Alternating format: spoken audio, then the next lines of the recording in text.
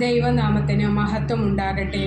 സ്നേഹം നിറഞ്ഞവരെ, ചില സമയങ്ങളിൽ നമുക്ക് പൈശാചിക ശക്തികളുമായി ഏറ്റുമുട്ടുന്ന സന്ദർഭങ്ങൾ ഉണ്ടാകാം. കാരണം നമ്മൾ പ്രാർത്ഥനാ ജീവിതത്തിൽ നിന്നും എപ്പോഴാണ് പിന്മാറുന്നത് എന്ന് നോക്കിയിരിക്കുകയാണ് പിശാച്. ഒരു ഗ്യാപ്പ് കിട്ടിയാൽ ഉടൻ അവൻ കയറും. പ്രിയമുള്ളവരെ, എൻ്റെ ജീവിതത്തിൽ എനിക്കും ഇങ്ങനെ ഒരു അനുഭവം ഉണ്ടായിട്ടുണ്ട്. ധ്യാന കേന്ദ്രത്തിൽ ശുശ്രൂഷ ചെയ്ത് ദൈവകൃപ കത്തിക്കയറുന്ന ഒരു സമയം പെട്ടെന്ന് എനിക്കൊരു ആഗ്രഹം തോന്നി. മക്കൾ വലുതായി, അവർ സ്കൂളിൽ പോകാൻ തുടങ്ങി. പ്രാർത്ഥന കഴിഞ്ഞാൽ ഇഷ്ടംപോലെ സമയമുണ്ട്.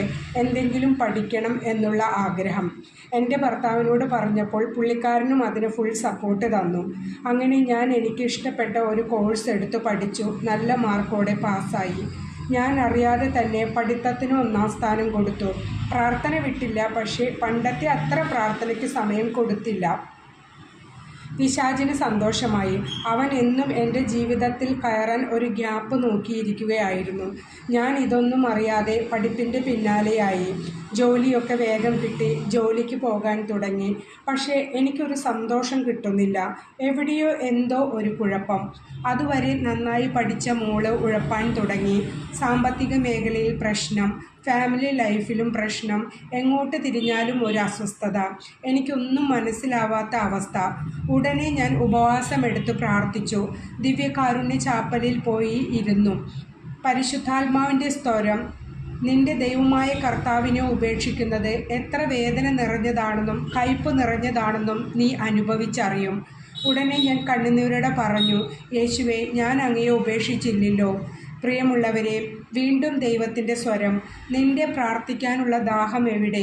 വിശുദ്ധ കുർബാനയിൽ ഓടിയണഞ്ഞ് പ്രാർത്ഥിക്കുന്ന ഹൃദയം എവിടെ? ജപമാല കയ്യിലെടുത്ത് ആർത്തിയോടെ പ്രാർത്ഥിക്കുന്ന നിന്റെ മനസ്സെവിടെ? നീ അതെല്ലാം ചെയ്യുന്നുണ്ട്, പക്ഷേ നിന്റെ ഹൃദയം എൻ്റെ കയ്യിലല്ല ഉള്ളത്. അപ്പോഴാണ് പ്രിയമുള്ളവരെ, ഞാൻ എന്നിലേക്ക് തന്നെ തിരിഞ്ഞു നോക്കിയത്. ദൈവത്തിൻ്റെ മനസ്സ് എത്രമാത്രം വേദനിപ്പിച്ചു എന്ന് എനിക്ക് മനസ്സിലായി. ഉടനെ ഞാൻ എൻ്റെ ജോലി നിർത്തി. ദൈവവുമായുള്ള ബന്ധം ഞാൻ പഴയതിലും ദൃഢമാക്കി. ജോബിന് ഐശ്വര്യം തിരിച്ചു കൊടുത്ത കർത്താവ് എൻ്റെ ജീവിതത്തിലും ശക്തമായി ഇടപെടാൻ തുടങ്ങി. പ്രിയമുള്ളവരെ, സാത്താൻ നമ്മൾ പോലും അറിയാതെ ദൈവത്തിൽ നിന്നും നമ്മളെ അകറ്റിക്കളയും. എല്ലാവരും ജാഗരൂകരായിരിക്കണം. പിന്നെ ഒരിക്കലും ഞാൻ പിശാചിൻ്റെ കെണിയിൽ വീണിട്ടില്ല. ഞാൻ എപ്പോഴും വളരെ ശ്രദ്ധിക്കും, ഈശോയുടെ കയ്യിൽ നിന്നും എൻ്റെ കൈ വിട്ടു പോകുന്നോ എന്ന്. കൈ അയഞ്ഞാൽ പോലും അപ്പോൾ തന്നെ അത് മുറുകി പിടിക്കും.